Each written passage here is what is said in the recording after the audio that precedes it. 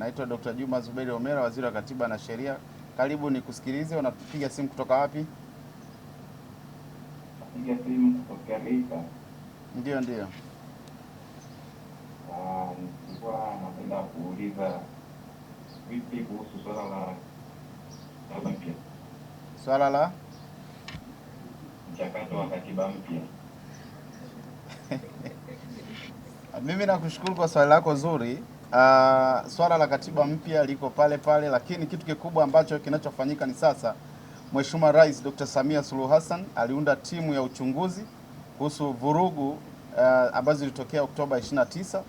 Baada ya hapo, baada ya kumaliza hiyo tume ya uchunguzi, Mheshimiwa Rais ataunda timu ya maridhiano.